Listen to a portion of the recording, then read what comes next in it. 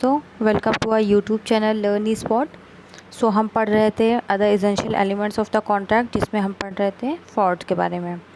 तो आइए फ्रॉड के कुछ इफ़ेक्ट्स जान लेते हैं। क्या हमने एनालाइज करा था डेफिनेशन को, अब हम पढ़ते हैं कि क्या इफ़ेक्ट्स हैं जब आप किसी की कंसेंट लेते हो bye fraud, bye means of fraud. तो क्या वैलिडिटी उसकी कॉन्ट्रैक्ट की में क्या इफ़ेक्ट्स आते हैं और हमें वो जानना है। चलिए पढ़ते हैं। देखिए, जब कोई किसी की कंसेंट ली जाती है बाय मीन्स ऑफ फ्रॉड, तो सबसे पहले तो मैंने आपको बताया था कि वो जो कॉन्ट्रैक्ट होता है वो वॉइडेबल हो जाता है at the option of the party whose consent was obtain by fraud. मतलब देखिए, जैसे ए ने बी के साथ फ्रॉड किया, ए ने किया फ्रॉड बी के साथ, तो यहाँ बी देखिए, बी के तरफ से कॉन्ट्रैक्ट क्या हो जाएगा, वॉइडेबल हो जाएगा। अब बी क्या कर सकता है, इफ़ेक्ट्स इसी के एग्जांपल से ही जानते हैं क्या होता है। देखिए, बी अब क्या कर सकता है। बी सबसे पहले तो देखिए, जो उसको डैमेजेस हुए हैं उसके लिए वो केस कर सकता है ए के ऊपर।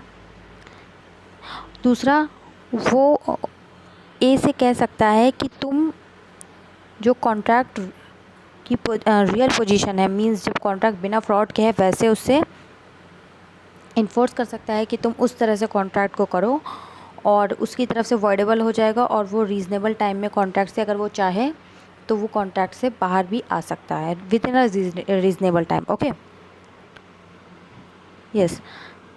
अब देखिए, कभी कभी क्या होता है, साइलेंस जो होती है, जैसे आप कुछ नहीं बता रहे हो, कोई फैक्ट्स हैं, आप किसी केस के कोई केस नहीं, कोई कॉन्ट्रैक्ट में आप इंटर करते हो, मान लेते हैं ए बी के साथ इंटर हुआ।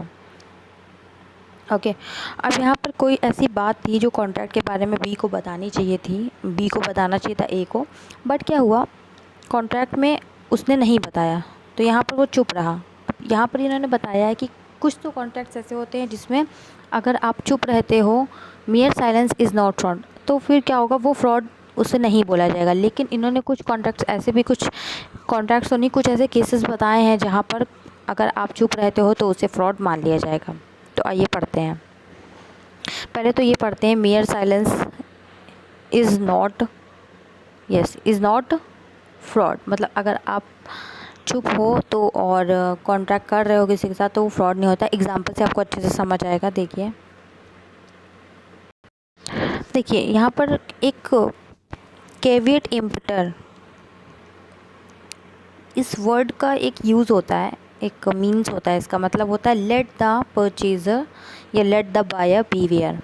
मतलब जो सामान या जो भी सामान खरीद रहा है या जो भी बायर है, परचेज़र है, वो ही अपनी थोड़ी सी सावधानी बरते। तो यहाँ पर ये रूल लग जाता है, इसीलिए इन्होंने कहा गया है कि सारे फैक्ट्स को डिस्क्लोज़ करना is not mandatory in the contract.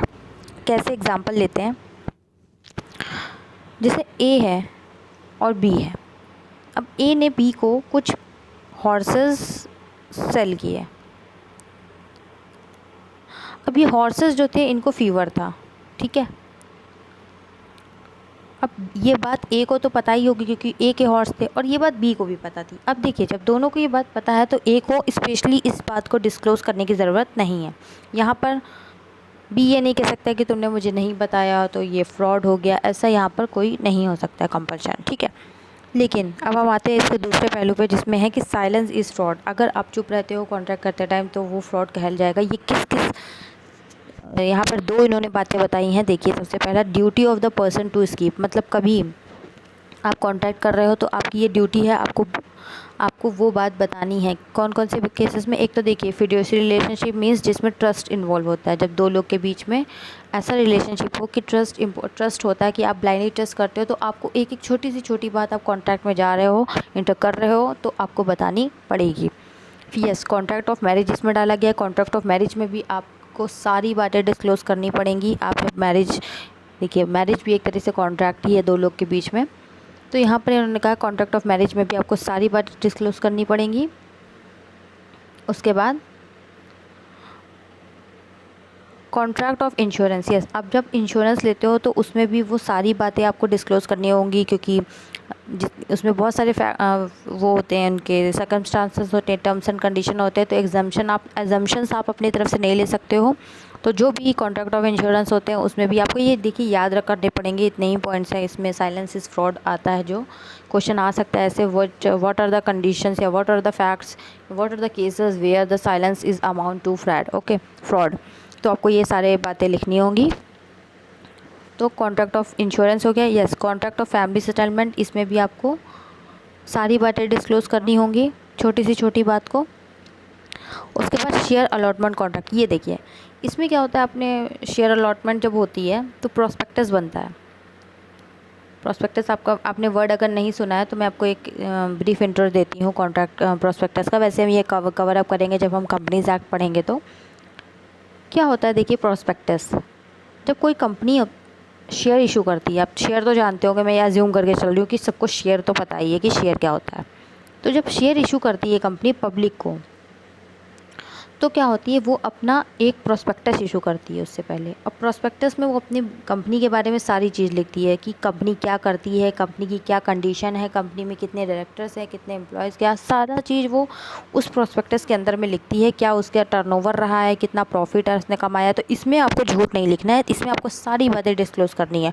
और एक और बात, अगर प्रोस्पेक्टस इशू करने के 1 महीने पहले कंपनी में अगर फायर या फिर आग लगी है या फिर कोई ऐसा बड़ा सा नुकसान हुआ है जिससे शेयर पे इफेक्ट आएगा, शेयर के प्राइस पे, तो कंपनी को वो डिस्क्लोज़ करना होगा। इसीलिए यहाँ कहा है साइलेंस इज़ फ्रॉड। अगर आप प्रोस्पेक्टस इशू कर रहे हो और उसके में आप अपनी सारी चीज़ें डिस्क्लोज़ नहीं कर रहे हो कंपनी के बारे में, तो वहाँ पर वो फ्रॉड में आ जाएगा। और इसमें बहुत हैवी पेनल्टी होती है, सिविल एंड क्रिमिनल लॉ के अंदर आता है। पेनल्टी आपको पेनल्टीज़ देनी पड़ती हैं। जो प्रोस्पेक्टस जिसने बना रहा है 34-35 के अंदर आता है, वो बहुत ज़्यादा हैवी पेनल्टीज़ हैं वो। उसमें फ़्रॉड कवर होता है, क्योंकि फ़्रॉड के ही अंडर आता है वो, तो बहुत ज़्यादा बड़ी पेनल्टी अमाउंट होता है, 10 करोड़ भी रहता है। और कुछ टर्नओवर के परसेंटेज लेके वो करते हैं। So beware of this, okay. It's not a, you can say not a little thing और not a like by the way things. आप ऐसे ही इसे कैजुअली नहीं ले सकते, तो इसलिए इसे डाला गया है यहाँ पर। देखिए स्पेशली इसीलिए ये पॉइंट यहाँ पर डाला गया है शेयर अलॉटमेंट कॉन्ट्रैक्ट का, ओके। सो नेक्स्ट, या वेयर साइलेंस, यहाँ मैंने 2 बातें आपको बताई थी। देखिए एक तो हो गया duty of person to speak, एक तो ये हमने पढ़ लिया, इसमें ये सारे पॉइंट्स कवर अप होते हैं जो 5 चीज़ें हैं। और दूसरा है where silence is equivalent to speech, मतलब आप नहीं बोल रहे हो, आपका ना बोलना, आपका चुप रहना ही क्या है, आप बातें आपकी बोल देता है। कैसे, जैसे मान लीजिए ए और बी हैं। अब ए ने बी को क्या किया, हॉर्स बेचा। अब हॉर्स को मान लीजिए फीवर था। अब बी ने कहा, अगर तुम ए से कहा कि अगर तुम कुछ नहीं बोलोगे तो मैं समझ लूँगा बी को हॉर्स को फीवर नहीं है। अब ए चुप रहा, ए कुछ नहीं बोला, और लेकिन उसको फीवर था। अब जब उसने देखिए कुछ नहीं बोला, तो यहाँ देखिए फ्रॉड हो गया। उसे बोलना चाहिए था नहीं उसको फीवर है, ओके। तो यहाँ पर वो कुछ नहीं बोला, तो यहाँ पर ये फ्रॉड में आ जाएगा। अब हम बढ़ते हैं नेक्स्ट उसमें अपना। देखिए हमने फ्री कंसेंट में क्या क्या पढ़ लिया, क्वेश्चन पढ़ा था हमने, फिर अनड्यू इन्फ्लुएंस पढ़ा, उसके बाद हमने फ्रॉड पढ़ा। अब हम पढ़ने जा रहे हैं मिस रिप्रेजेंटेशन। मिस रिप्रेजेंटेशन देखिए 18 सेक्शन में आता है। इसको मैं आपको एक ऐसे बताऊं अगर, तो देखिए क्या होता है। पहले चलिए डेफिनेशन अच्छा पढ़ते हैं। स्टेटमेंट ऑफ फैक्ट, मैं colour, yes, statement of facts which are false would constitute misrepresentation, मतलब किसी सच्चाई को, फैक्ट्स मतलब सच्चाई, जो ट्रूथ है उसको, जो गलत है, which constitute misrepresentation if the maker believes it to be true but which is not justified by the information he possesses. देखिए यहाँ पर क्या हुआ, इन्होंने कहा कि किसी ने कोई डॉक्यूमेंट बनाया, मान लेते हैं ए ने कोई डॉक्यूमेंट बनाया, ओके, कोई डॉक्यूमेंट उसने बना दिया, ऐसे करके उसने या ऐसे करके उसने एक डॉक्यूमेंट बना दिया। अब वो सोच रहा है कि उसने डॉक्यूमेंट जो बनाया वो एकदम सही है। देखिए यहाँ लिखा ना, if the maker believes it to be true but which is not justified by the information he possesses, लेकिन इसका बेस इसके पास नहीं है कि किस बेसिस में इसने बनाया है। वो जो इन्फॉर्मेशन है वो जस्टिफाई नहीं कर पा रहा है कि वो किस बेसिस पे उसने बनाया है। तो यहाँ पर ये मिस रिप्रेजेंटेशन आ जाएगा, ओके। और इन्होंने भी देखिए 3 बातें इन्होंने बताई हैं। एक और, when there is a breach of duty by a person without any intention to deceive which brings an advantage to him। जब देखिए आप कोई अपनी ड्यूटी नहीं करते हो, ब्रीच मतलब होता है किसी काम को नहीं करना, किसी काम को तोड़ देना, किसी को चीज़ को ख़त्म कर देना अपनी तरफ से, ब्रीच करना। Okay, breach of duty by a person without any intention, लेकिन उसका मतलब ऐसा कोई इंटेंशन नहीं होता है कि वो सामने वाले को धोखा दे, क्योंकि देखिए जब इंटेंशन ऑफ डिसीव आ जाएगा तो वो फ्रॉड में कन्वर्ट हो जाएगा, जहाँ हमने पढ़ा था। ओके, विच ब्रिंग्स टू, लेकिन उससे क्या हो रहा है, उसको फ़ायदा हो रहा है। ये बात ध्यान रखने वाली है। जब आप अपनी ड्यूटी नहीं निभाते हो लेकिन आपका इंटेंशन धोखा देने का नहीं है और उससे आपको फ़ायदा मिल जाता है, तो वो भी मिस रिप्रेजेंटेशन में आता है। ओके, तो हो गया। अब तीसरा, when a party causes even though done innocently the other party to the agreement to make a mistake as to subject matter. देखिए, when a party causes even though done innocently, मतलब देखिए जब किसी पार्टी ने क्या किया, धोखे से, इनोसेंटली मतलब होता है आपको नहीं पता है, आपने जानबूझ के नहीं किया है, आपसे गलती से हो गया है। Okay, innocently the other party to the agreement to make a mistake to a subject matter, और सामने वाली पार्टी ने क्या कर दिया है, गलती से एग्रीमेंट में कुछ मिस्टेक कर दी है, तो वहाँ पर भी मिस रिप्रेजेंटेशन हो जाएगा।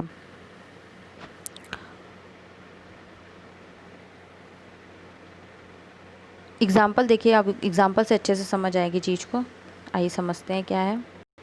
देखिए एग्जाम्पल लेते हैं। मान लेते हैं एक ए है कोई, वो मोटरसाइकिल बेचता है। अब उसने क्या किया, बी आया उनके पास, ठीक है, मोटरसाइकिल ख़रीदने के लिए।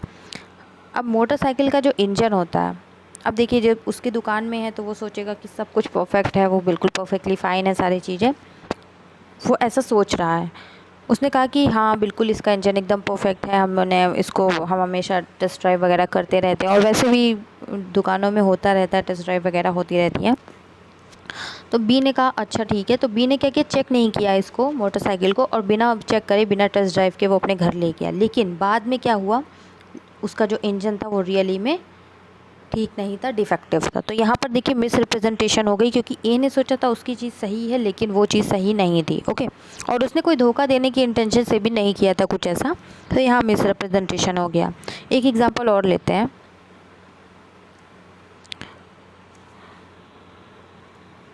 कोई ए नाम का इंसान है, उसने क्या कहा, बी से कहा कि हमारी कंपनी में एक सी, मान लेते हैं सी बहुत ही पावरफुल पर्सन है, जो अगर किसी भी कंपनी में चला जाएगा तो बहुत उस कंपनी को बहुत ज़्यादा अचीव हो जाएगा, कुछ बहुत ज़्यादा उसकी ग्रोथ हो जाएगी। तो ए ने बी से कहा कि सी जो है वो हमारी कंपनी में डायरेक्टर बनने वाला है थोड़े दिन में, ऐसा उसने बी से कहा।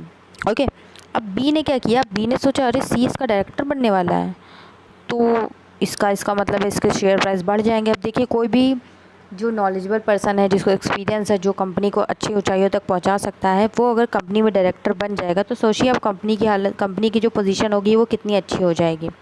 तो यही सोच के बी ने क्या किया, कंपनी के शेयर्स खरीद लिए।